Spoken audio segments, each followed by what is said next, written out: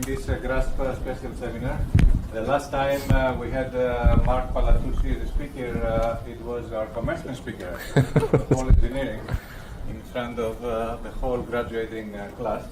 And he really deserves his honor. He is one of the most accomplished and famous alumni, particularly in the entrepreneurship world. Usually you hear Wharton's graduates being successful in the entrepreneurship world, but Mark is a guy who really encompasses both the intellectual power.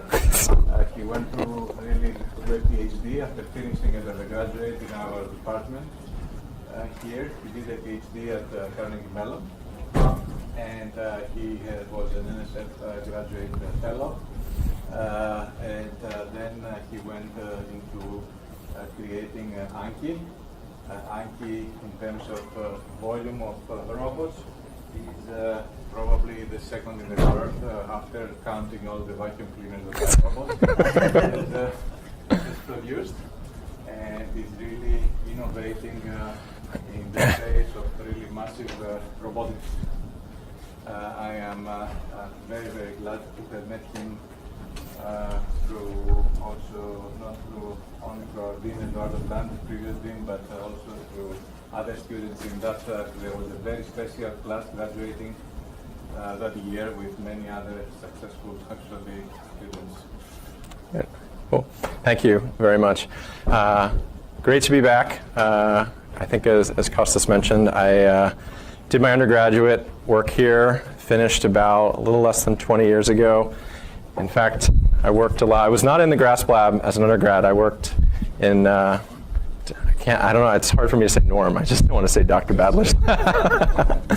So worked in Dr. Norm Badler's lab, and had a really big passion for animation, computer graphics, which later on in my career ended up becoming very relevant, because one of the things I'm going to talk about today is combining the world of animation, things that you would see in traditional feature film, with the world of robots, and how we can actually make robots much more expressive and much more emotive when we combine the talents of people that have worked in feature film with people that understand dynamics, controls, and a lot of things from the traditional robotics world. So really excited to be here. So Anki, talk a lot about the company and the work that we're doing. So the short version is we're a medium-sized company. We're about 200 people, headquartered in San Francisco. Our focus has been on consumer robotics. We've started with entertainment, and I'll tell you a little bit more about why that was a great place to start for a robotics company. But really, we've been thinking about how do we make robots at scale. And by scale, I mean millions of units. Our goal as a company has been, our North Star has really been a robot in every home. And one of the things I'm going to talk about is what we call the bottoms-up approach to robotics. And I'll get into it a bit more later, but the idea is that if you're Google or if you're Honda, you can spend billions of dollars on a research project and take 10 years, and maybe you get to a commercial application, maybe you don't. As a new company, as a startup company, we don't have that luxury. So we've tried to go into an industry where we can make a huge impact, build a profitable business, and then use the money that we make to reinvest into our robotics platform and ultimately solve harder and harder challenges in consumer robotics. When we started working on the company about 10 years ago, right when I was finishing my Ph.D. work, really there were a couple of big technological trends in play that I think we're going to have a really big impact and create the foundational building blocks for consumer robotics. I was at Carnegie Mellon in the Robotics Institute. Really all the work going on there was for government research, some military applications, a lot of industrial automation, but almost nothing was making it into any type of application for consumers. The obvious reason is cost. Sensing was expensive, computation was expensive, but there are, again, a lot of trends that I think were changing this. And really before mobile took off, before IoT, Internet of Things was kind of a buzzword, we noticed a couple of things like sensing, for example, with MEMS technology. driving down the cost of things like accelerometers, gyroscopes, and now for 50 cents you can get an IMU that really 15 years ago probably would have cost you $100,000 to get that level of accuracy. In fact, I heard an interesting story from an executive at one of these companies recently where he was telling me that the tech has gotten so good that they actually introduce noise into their IMUs because if they didn't, it would violate military export restrictions. And that, because people can use this for missile guidance, it's actually something that is regulated.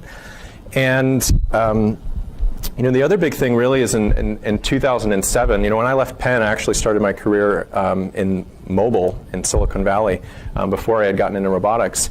And really with the introduction of the iPhone in 2007, computation, everyone likes to say Moore's law is dead, but in the embedded world, it's very much alive. And because of, the mobile market really taking off, the amount of computation that you can get in one of these phones for really just a few dollars in a chip, that dramatically adds to the capabilities of what you could do in a robot. And years ago I had a version of this slide that actually didn't have the cloud in it, but one of the big areas that I'm really focused on right now is around cloud AI. And the idea is that if you put very specialized hardware running in large data centers that is useful for doing forward inference in deep neural networks, then it allows you to augment the capabilities of a very cheap embedded system with very sophisticated voice recognition, natural language processing, computer vision, and also knowledge graph applications. And I think how many people have like Amazon Alexa, Google Home Assistant, type of product? That's a great example, right? So Google Home Assistant can be, they sell that for roughly, $39, $40. And if you think about all of the tech behind it, it's really running in the cloud, and that's the reason they can make the embedded device, the piece of hardware that you have to buy and physically put in your house, why they can make that so cheap. And if you look at the adoption rate of that virtual assistant market, it basically didn't exist 2 years ago, and now I think I read somewhere like 70 or 80 million homes in the U.S. Have these assistants now. So it's been not quite vertical, but very, very close to it. So incredibly fast adoption rate. This on the right, in the cloud in particular, a lot of the big companies are focused on this now. This is a look at Google's Tensor processing unit, which you may have heard of. Microsoft has Project Brainwave. There are hundreds of millions of dollars that have been invested into hardware startup companies in Silicon Valley that are making highly specialized, really neural network hardware, if you will. So typically, single precision or half precision, type of accuracy. You don't need double precision in order to do really good inference. And again, the flops to power ratio is very different than what you would get in a CPU or even a GPU. So over the last 5 years, we have launched a variety of robotic products. We've been focused on entertainment initially. So really, when we started out, we said, where can we go into a potentially very large market where a single product could make hundreds of millions of dollars of revenue? Where could we go where the existing players in this space, maybe think of the Hasbros and the Mattels, the existing players don't actually have access to this type of technology. They don't have expertise in it. And also an application where if you solve 95% of the problem, that 5% that you screw up, nobody gets killed. So if you think about real autonomous cars, we just all saw what happened last week, right? That's a great example of how that last couple of percentage points, or maybe that last percentage point in terms of reliability of any type of robotic system, that's usually where the difficulty is. You can solve 95% of the problem usually pretty quickly for a lot of domains. And it's actually not clear to me or obvious to me really how far away we are from having that general autonomous Uber running around San Francisco. If you talk to people at Waymo or these other companies, they'll give you a variety of different answers. So we started, we've always had a passion for autonomous driving. I worked in the Grand Challenge 12 years ago. So we tried to take that in our first product, shrink it down to toy size, if you will, and 1/50th the scale, and we came out with a product, Anki Drive. This had an incredible amount of technology in it. I think I was telling Kostas a story that really the big advances there were how do you do multi-agent path planning, anytime, approximate, anytime A-star type of solutions for many, many different agents at once. How do you do that in an enormously cheap computational budget? So a lot of the robotics work really went onto the planning systems of that, and how do you bring a video game to life in the real world. We did a second generation of that with Anki Overdrive, which came out in 2015. And in there, we had to think about the mapping problem. So loop closure became a really tricky thing. We had, in the initial version, with all the map was known ahead of time, so the robots really just had to localize themselves, whereas in the second product, we gave people really they could build whatever kind of track they want. Some people would make tracks that would fill this size of a room, and you have multiple robotic agents that need to localize themselves on a map that they don't actually know about. So that was actually a really, really hard problem. There was a lot of uncertainty, so a big part of the tech that we did there was really solving this hard mapping issue. And then about a year and a half ago, we launched Cosmo, which was a huge step for the company. And really our goal was to think about how do we bring a feature film quality character to life. That was really kind of the target for that. And we took everything that we had learned about embedded systems, mobile, planning, sensing. We added much, much more sophisticated computer vision. We actually have SLAM going on with this robot, so it's localizing itself as well as building a map of obstacles. It's doing a lot of path planning, and we also added a manipulation piece, so the robot has a manipulator on the front. It can pick blocks up, it can stack blocks, and ultimately you can play games with this robot. Soon after, last year, we launched an SDK for this robot. So we've exposed all of the underlying tech of the system. So the planning systems, mapping, the sensing, we give people access to that.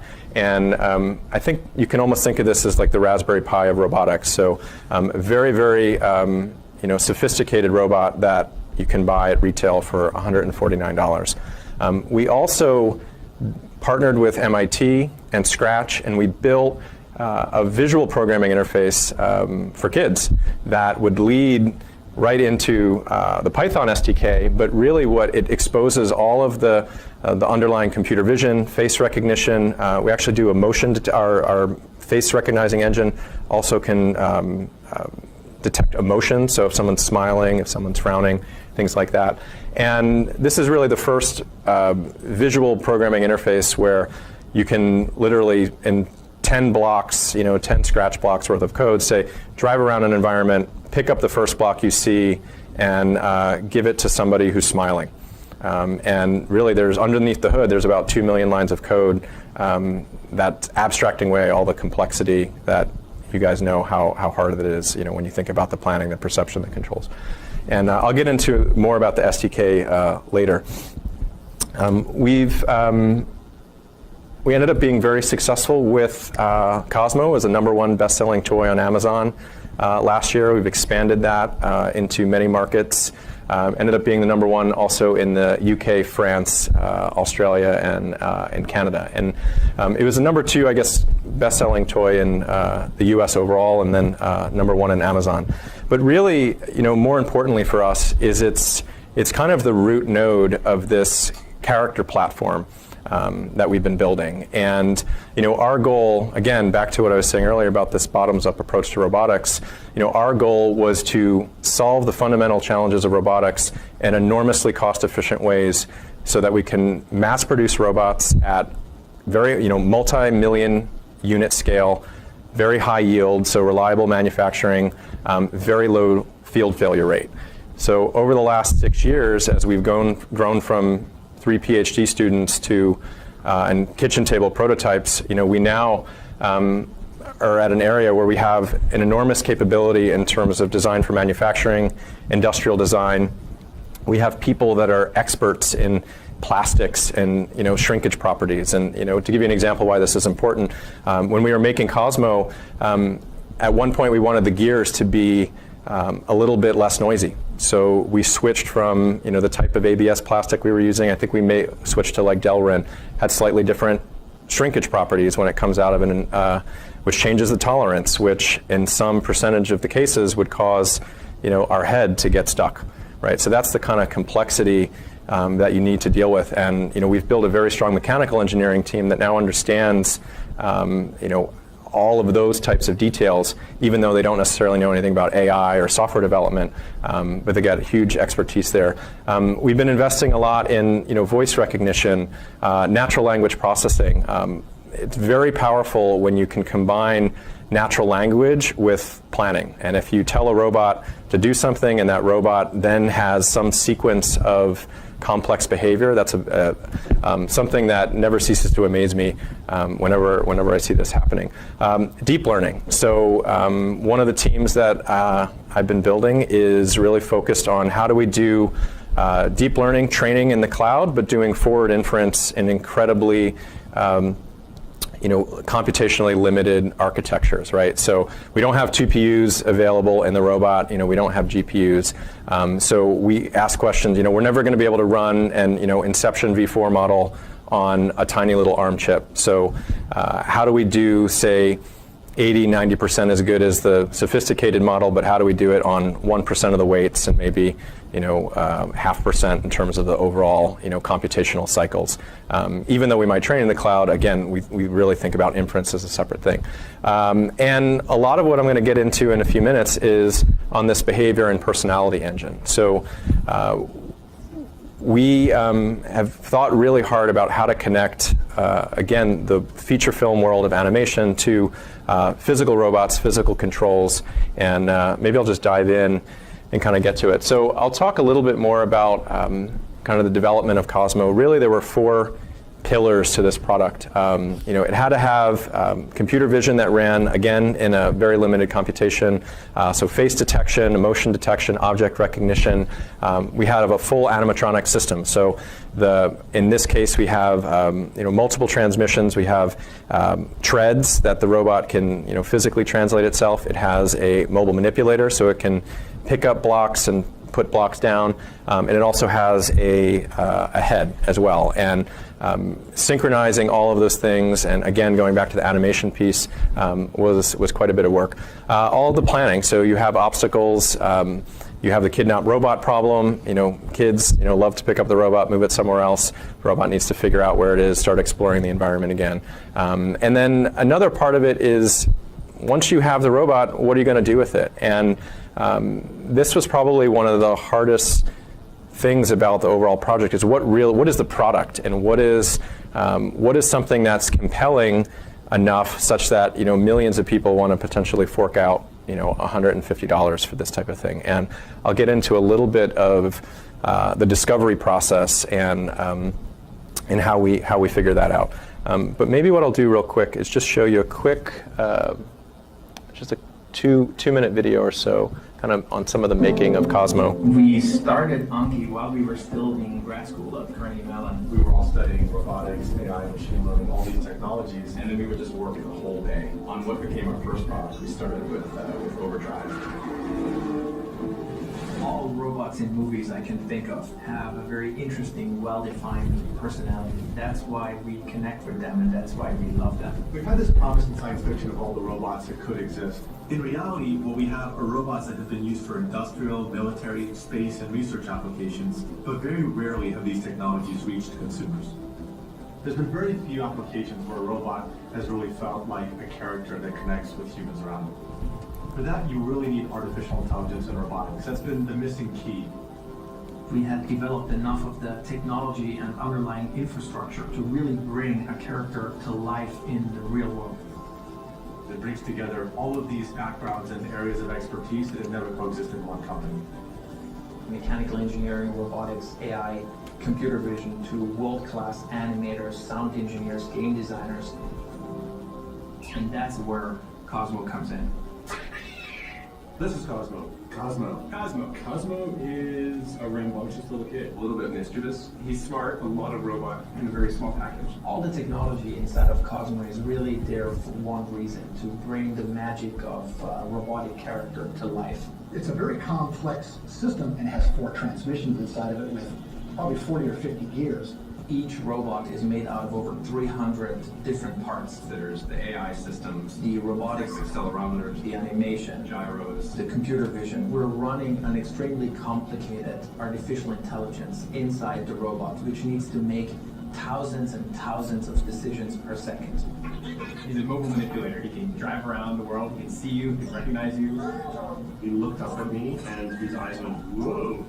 And I was like, whoa, he just recognized me. It gives you goosebumps because you realize that this is a little character who actually understands who you are and what role you play in his world.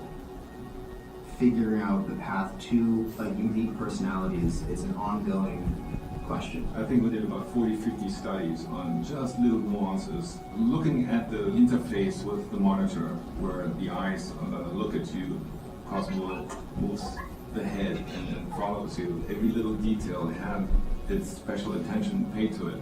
We literally have a rigged up version of Cosmo in Maya, where our animators can animate him using the exact same techniques that they would use for a digital character. Except the output isn't rendered. The output is actually Cosmo behaving in the real world. We've been looking for ways to make it feel more organic, more imperfect, so that it feels more animated.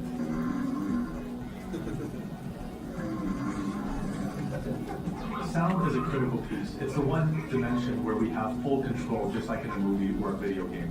We're building his procedural voice system. We're doing all these things so that as you interact with Cosmo, he becomes his own thing. One of the things that makes Cosmo so surprising and so lovable is that he defies your expectations. We're creating something that really does feel like it's part of the family. Those are the moments we usually don't share with machines or robots until now. Cosmo is a pioneer with the ability to create characters and tell stories in the real world. With this technology, we can make additional characters with new capabilities, new personalities at a level that we've never seen before. Cool. So I think what I'll do now is just kind of deep dive on a few different pieces. Industrial design was something that we probably did. This only shows you what, maybe 10. We probably did 50 different ID studies. We have a pretty big 3D printing capability. And Harold Belker, who is in the video, all of you have seen his work. He spent 20 years industrial design in the feature film industry. If you ever saw Minority Report or Total Recall, he has a very well-known style of futuristic vehicles. And when we got in touch with him 4 or 5 years ago, he'd been working in film for so long, and apparently the robot people are nicer than the film people. So he ended up leaving feature film, and he's been our head of industrial design for the last 4 years. So this is where actually the mechanical engineers kind of got into the project, and then you can probably guess where the industrial design people kind of got involved. And one of the really tricky things is that just the pipeline of like industrial design, a hardware to software. In many cases, one team's finishing up a project before the other team can get involved. And actually, when you have a pipeline of multiple robots going at once, but you don't have the luxury of replicating the team many times, that's something that's really tricky. Here is just to give you a sense of. So our factory told us that this was the most complicated product that they had ever made. It has over 300 parts. 4 transmissions. Each one of these gears has, incredibly fine tolerance that it needs. What I was telling you before about, how our neck got stuck just when we changed the slight, plastic to make it a little bit quieter. Very little free space left in the robot. 4 processing cores, wireless chip, Bluetooth Low Energy.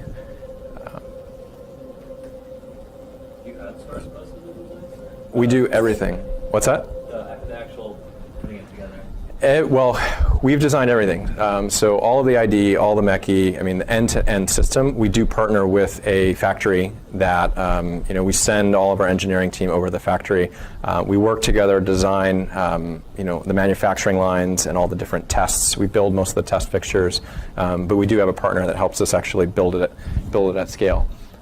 Here's a look at the vision system. So one way that we actually cheated, we tried very hard in the beginning of the development of this product to make all of the vision actually run on board at real-time rates, like roughly 15, 30 frames a second. We had a lot of trouble actually getting that to work, and getting it to work at a price point where at least the chips that were available at the time were too expensive to do that. So we cheated, and we ended up actually using the companion app. So when you buy this product, you take it out of the box, you download an app. The app ends up being a really great interface to the product, but we also use the quad-core ARM chip that's on your phone, and to do all of the planning and all of the computer vision, we actually run that on the phone. So the robot itself is not as smart as you might as it appears to be, because it's using that computation. But that's, again, how it allows us to manufacture this absurdly cheaply and ultimately have a healthy business, even selling a robot like this for $150. Now, that's changing. Again, Moore's Law at work. I think that if you look, a lot of IoT companies, the stuff that we've been doing, computation continues to drop in price, where now it actually doesn't, it's not that expensive to take that type of one-year-old cell phone kind of chip and actually put it into a robot. So I think the trend that we're moving into is where the phone actually becomes less important or not necessary at all, and what you do have is fully autonomous robot that maybe augments some of its capability with the cloud. Here's a little look at just the mapping. So we have basic KD trees. So we have fiducials on these blocks that as soon as a robot sees a block, it knows the geometry ahead of time. It recognizes that block and can immediately get its position and build a map basically of obstacles which it can then use for the planning component.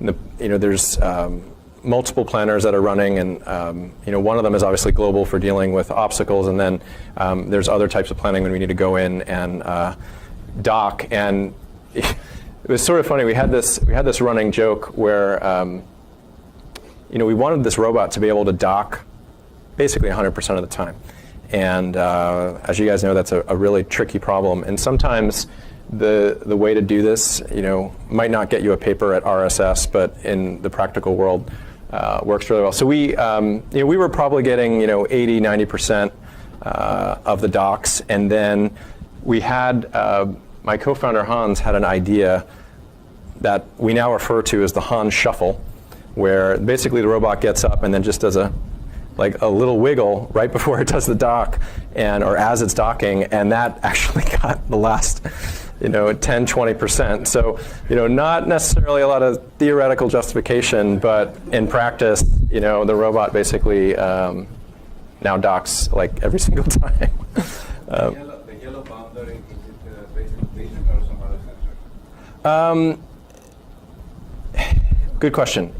We do have a infrared sensor on the bottom of the robot that does edge detection, and I'll show you now how we use that.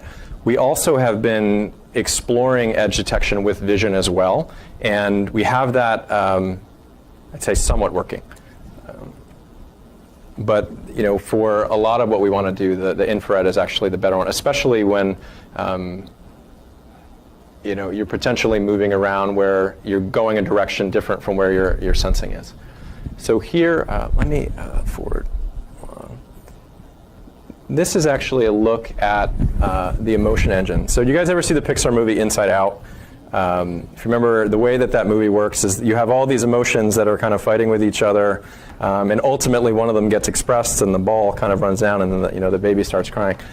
That is probably a pretty good analogy for how our emotion system and behavioral planning system works. So if you notice there, is a list of all these different emotions here.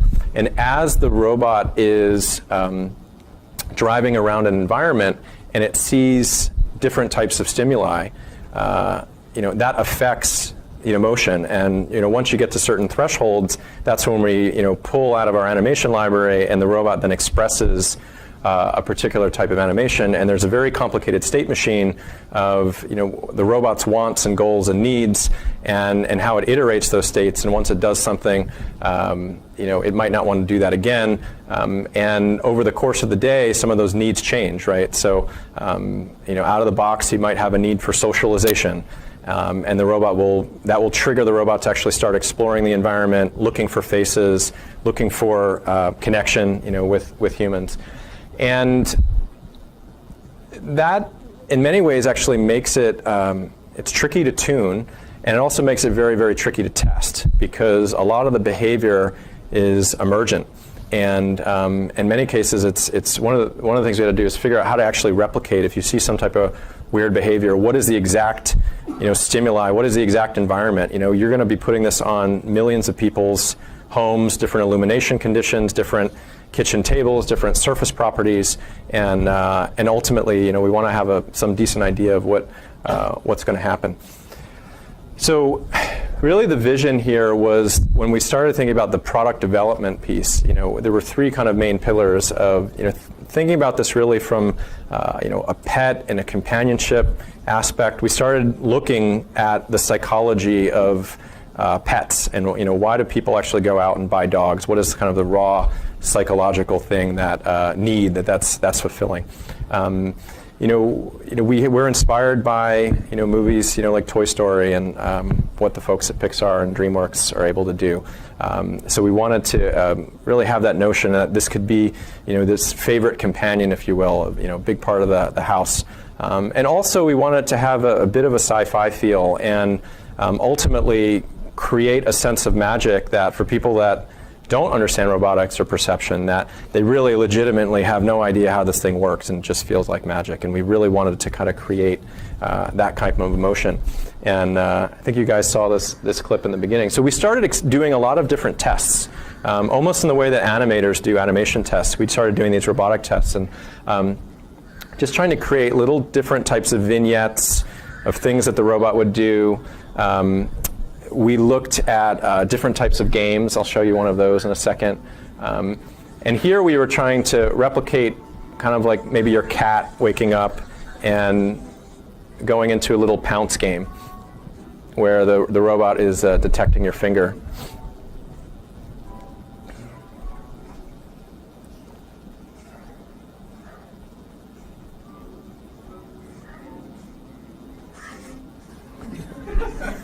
So, part of the what we wanted to create also is like when people take this, when they open up the product, we don't want to just tell them like all the different things that the robot can do. We really wanted there to be an emotional discovery, and we wanted people to kind of find things like this in a purely organic way. One of the other things we explored was just playing different types of games. So these are cubes that come in the box. They basically have LEDs, and they also have an accelerometer, so we use them as a tap detector. And you can play little tiny games, like here's what we call speed tap or quick tap. The idea is that when the two cubes show the same color, someone's got to tap it first. Here you're playing a game against a real robot.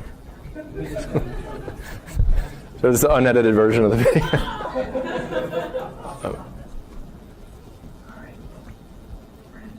You can think of this as one of those like elementary school kind of games where you have to, slap someone's hand first.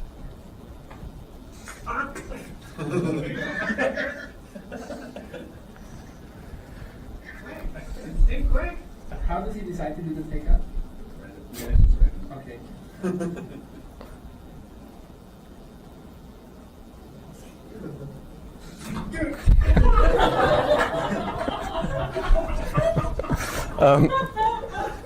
So we started experimenting with these, and I mean, it was just a lot of fun. And we have this concept that we call like the happy tells, And that's a happy tell, right? So what is there something that we can do with the robot that could, generate laughter, generate like a really, fun kind of moment? And it became very clear that, it wasn't really about the game, right? Like you could replicate that game super easily on your mobile phone without the character, and you'd get bored after 5 minutes, if that. But what became clear is that the games were really almost an excuse as a means of exploring the character and a means of exploring the emotional reactions of the robot. And then every once in a while you get kind of random things like this that would happen.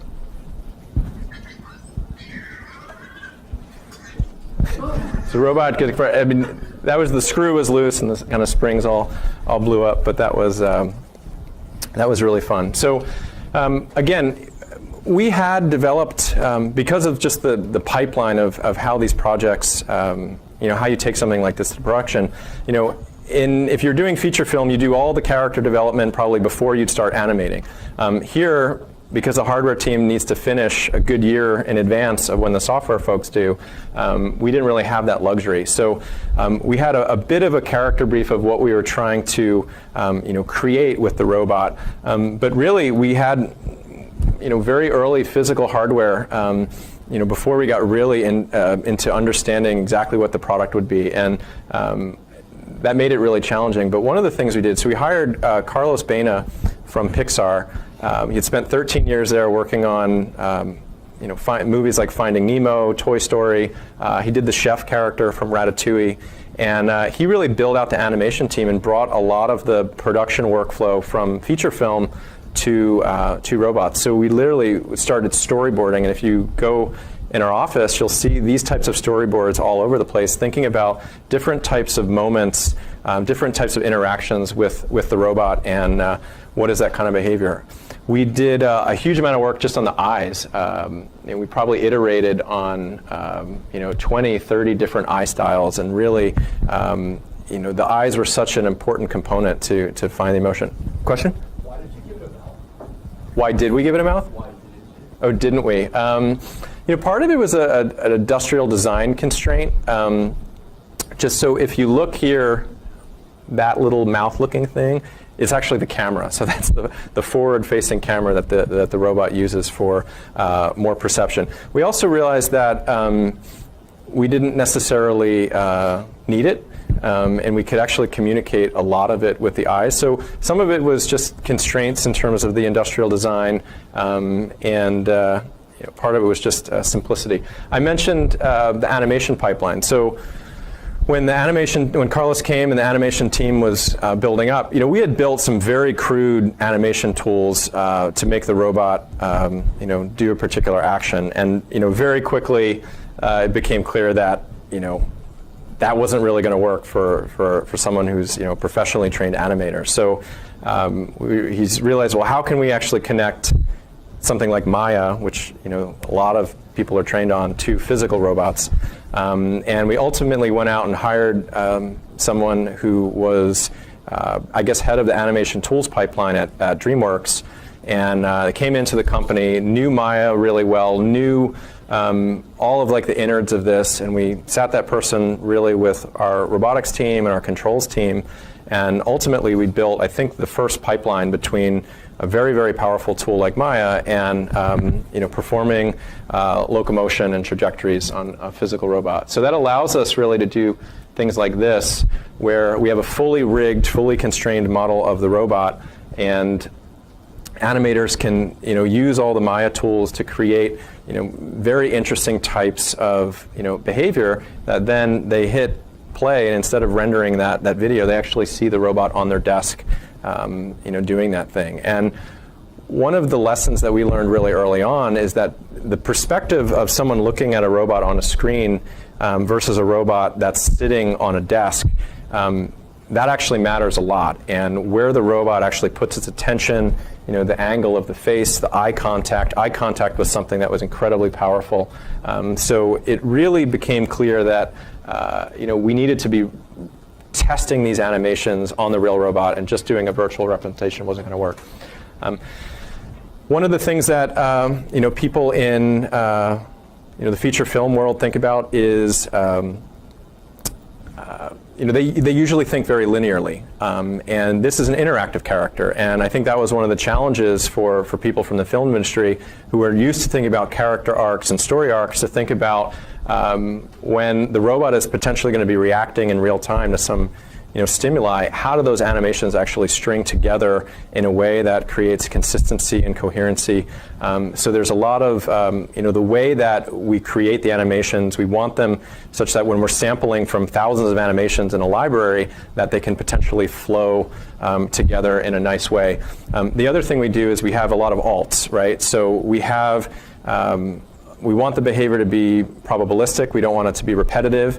So we have what we call animation groups, such that if the robot's trying to express a certain feeling, that it can do that in a large variety of different ways.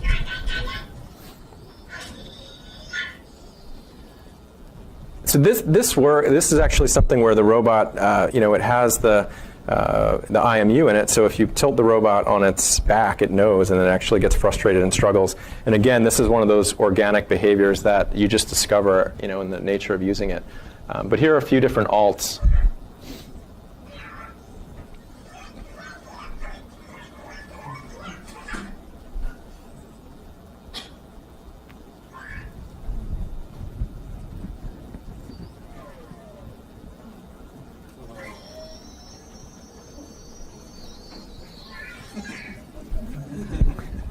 So again, all of these would fit into an animation group that could be used to express, some particular behavior, but do it in a variety of different ways. Yeah. Is any of the behavior based on the user? Like, do you discover after a while what kind of user, what kind of jokes the user likes? There's a little bit. I think we definitely want to do a lot more in that direction, but we do have like an emotion recognizer, right? So as part of the face recognition scene, we know if someone's like happy or sad, and the robot is totally able to actually behave in a different way in response to the emotion that the user is showing. Let me. I'm going to just in the interest of time, I'm going to skip this video here, and just I want to tell you a few bits about mass production. So all in, I think this slide's a bit out of date. We're now at close to 2 million lines of code. And probably well over 1,000 animations. First, I guess, robot that has its own soundtrack. We have about 42 minutes, almost 45 minutes of original score. So when you're playing different games or when the robot's just moving around the environment, the music actually matches the emotional mood of what's going on. And let me just quickly run you through a couple of the mass manufacturing pieces. So over 200 manufacturing steps. This is what our production line looks like. So every single one of these people is doing some step in the production of this robot. So there's 6 different manufacturing lines.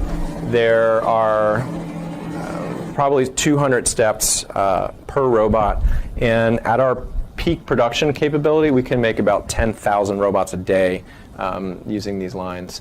This is an SMT machine, so imagine printing for circuit boards. You take chips, the microcontrollers come off these reels. They're placed on the PCBs. And they ultimately run it through a big Quiznos-style oven. This is the cube print. It's called tampo printing. So this is putting the fiducials onto the blocks. And when you make potentially millions of these blocks, then it actually makes sense to even use automation in that manufacturing process. Each one of these steps has some probability of error. So with mass production, a lot of it's controlling the propagation of errors through this entire assembly line. So we have a lot of different types of testing that we do along the way. This was not for Cosmo. This is for our overdrive cars, if I remember correctly. And oops.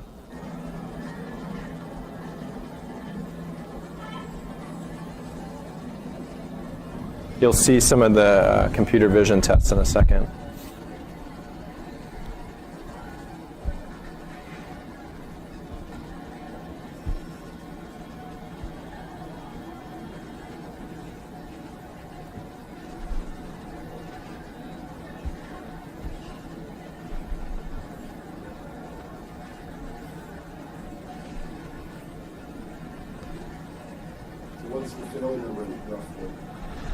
So when we started out, our goal for the manufacturing team is to have high 90s in terms of yield. So, if we get 96, 97% manufacturing yield, it's good. In the beginning, it started out a lot lower than that. As we worked through the gear issue that I mentioned earlier, our yields were probably in the 70s. And then after we fixed the gear issue, we were able to get back up. Every camera is a little bit different. So any computer vision people know that this is a camera calibration. And every single robot goes through this camera calibration. That's the cutest calibration ever. What's that? The cutest calibration ever. And then we test whether or not the robot's able to dock. And then there's a full, we do a full burn-in test, which should have showed up. But anyway, just to give you a sense of scale, there are roughly 5,000 boxes in this image, right? So if you think about making millions of units, the size of the warehouse that you need to potentially, just carry all of that inventory. You've seen those big cargo containers that they put on ships. We bring in, we have a manufacturing partner in Asia. We bring in about, I think, 4,000 to 5,000 of those huge cargo containers every year. So literally we have probably 4 or 5 people at Anki that all they do is move boxes. When I say all they do, it's enormously complex global logistics. You have customs to deal with. When you ship things to Amazon, it needs to be packaged differently and labeled differently than when it goes to Target or Best Buy or these things. Ultimately, we get, it's really fun to go into a retail store and see the product. And the most fun thing is really the letters that we get, I think, from families. So, there was one letter I got from a dad that said, "Hey, I haven't talked to my daughter in 3 years. I bought your overdrive product. She came over. We played it and laughed and giggled all night. Haven't connected with her like that in years. Thank you." We've been getting a lot of letters recently from parents of autistic kids that say that they bought their. It's happened over and over and over where the story goes. My son, never connects with, friends at school. We got him this robot. He fell in love with it. He's just obsessed with it, using it all the time. And for the first time, he's invited kids from his school to come over and play together. And thank you so much for making this product. I don't know exactly. We're seeding now some autism labs, that do robot therapy, and we've provided some robots to try to figure out more fundamentally what's going on. I also got a letter from prison. Once. It was like a Johnny Cash moment where it was like from inmate at San Quentin prison telling me that he had gotten framed and he had a great robot idea that when he got out he wanted help. And I saved that one. Actually, I saved all of them. And the last bit I'll just leave with you is telling you a bit about our SDK. So all of the the underlying robotics we give access to through the SDK. Right now, the interface is Python. We also expose the message protocol as well. So if you want to build, there's a group that built a C# interface. C# and a few other things. But all the vision, SLAM, mapping, the emotion engine, animation engine, things like that. So if you go to developer.anki.com, you can check it out. And just to give you a sense of... This is just for Cosmo. Yeah, there is an SDK, ironically, for Overdrive that a bunch of people are using. We don't publicly have anything on our website about it, but we did publish the protocol, and there is a Google group that a bunch of Overdrive developers use it, and there's a bunch of people that are doing, multi-robot planning, when they put 20 agents on a, or traffic analysis and things like that. Here is just an example of very simple Python program. When you see a face, set a backpack light. Again, you can access it in Python, or a kid at 6 years old can use this horizontal grammar with Scratch. And again, they're using face recognition and vision to do something interesting. Slightly more complicated example, but a few lines of code. When the robot sees 3 blocks in the environment, plan a path to the 3rd block, pick it up. And again, you can access this through Python or through Scratch, and you don't have to worry about any of the control systems or the planning part. But if you want to replace it and try your own algorithm, you can do that as well. Okay, and I guess I'll just wrap up with this is we had a R&D sprint where our animators actually, using the SDK, it's also a good way to explore some of the HRI side of it as well. So you could build something like this.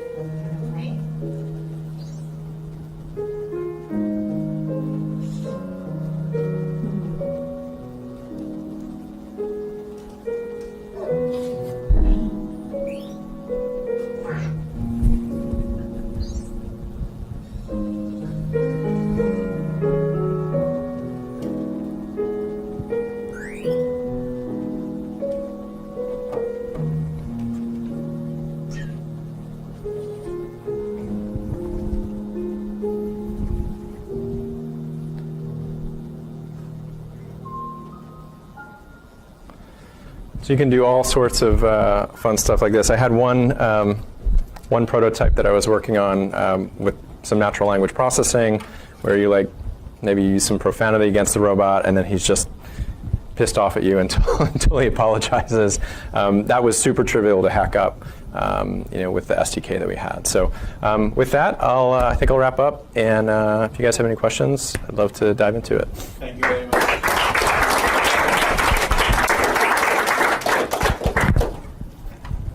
Go ahead. On Overdrive.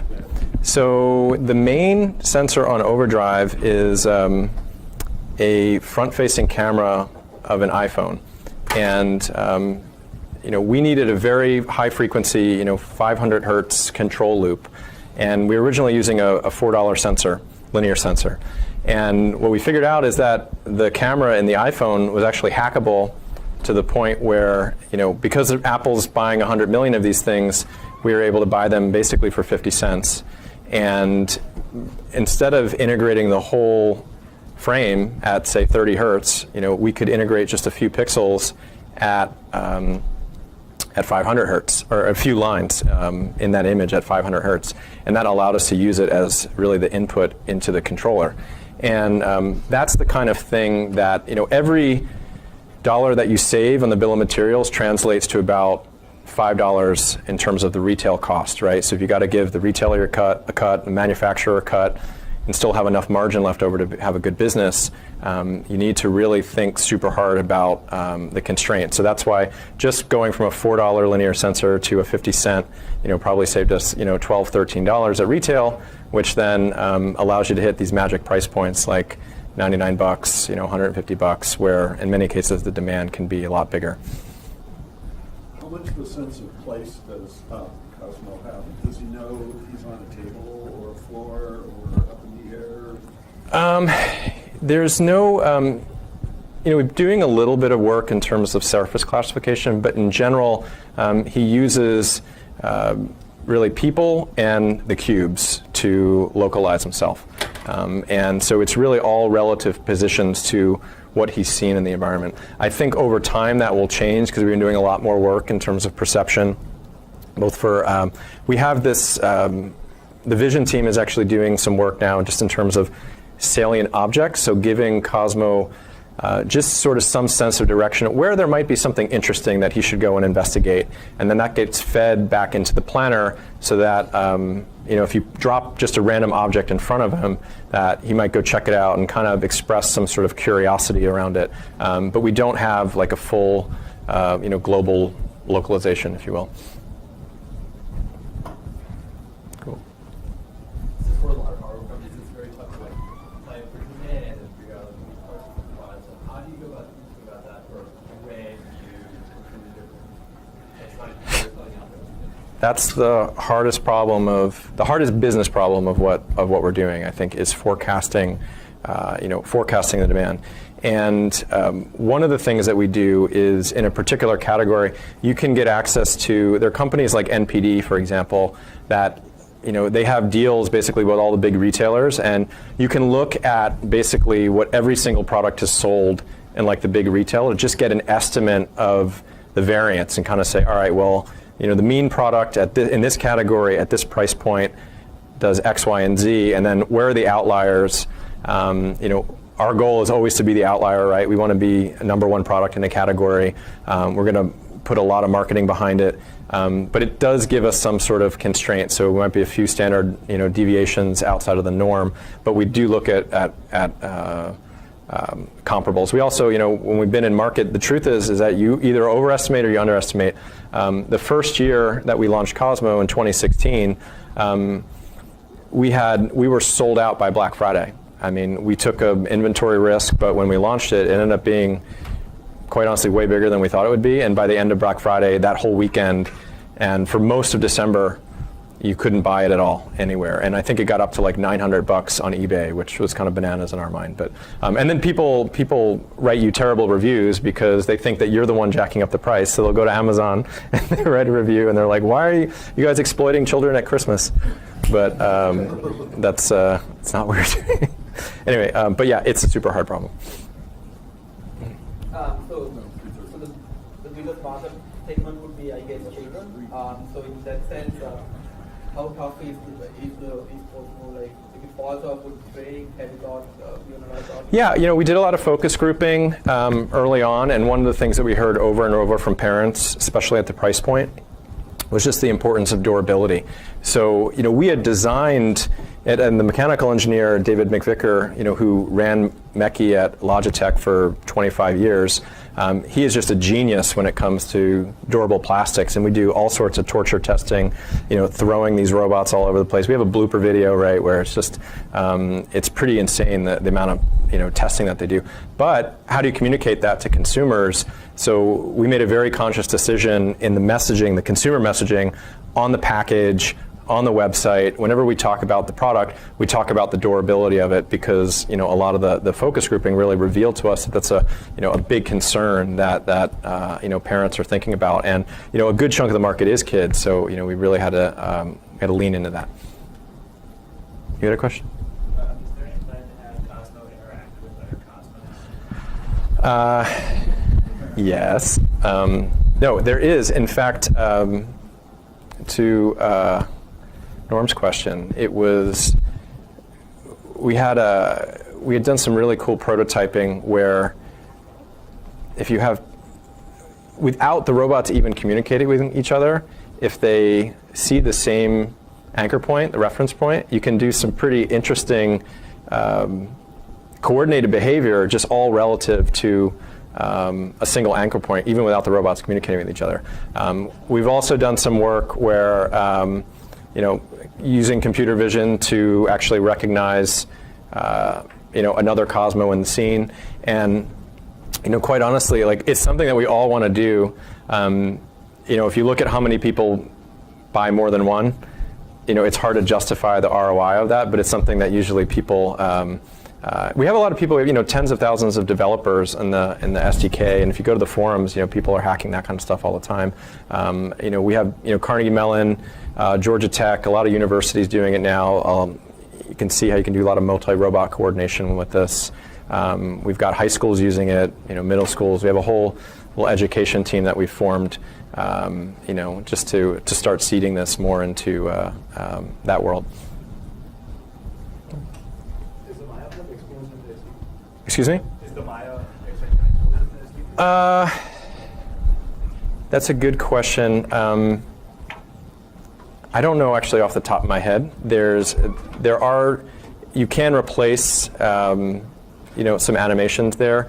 I want to say yes. I'm not sure if it's an Anki supported thing or if it was actually by a third party. But if you send me an email, I'll double check with the tools team. It's a good question.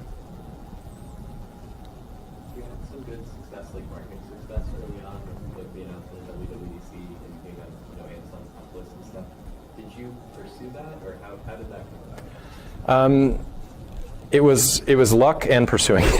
It was both. So at least in the case of Apple, the way that worked is, some of our investors had a good relationship with the Apple executive team, had made an introduction and said, hey, I have a company that I think is doing something really special. Our Overdrive product was really the first to use Bluetooth Low Energy for doing multiplayer gaming in the real world. So we built basically the first multiplayer comms API on top of this BLE wireless protocol that Apple had pioneered with the Bluetooth Consortium, and was the first company to launch it in the 4S. And we were actually planning to do our own wireless protocol because nothing that was out, like Zigbee didn't make sense. Classic Bluetooth had like a really bad user experience. So we jumped on it when we saw it, and it ended up being perfect use case. Android unfortunately didn't have it at the time, so we ended up working with Google. We sent one of our engineers down to Google, and we ultimately helped them fix BLE.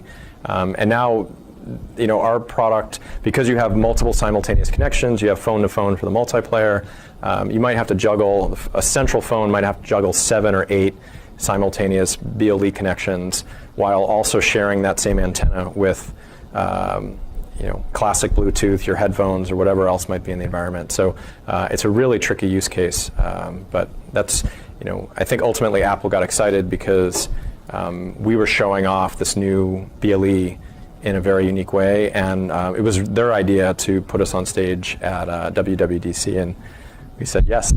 So, sure. Cool. Anyway, thank you guys very much.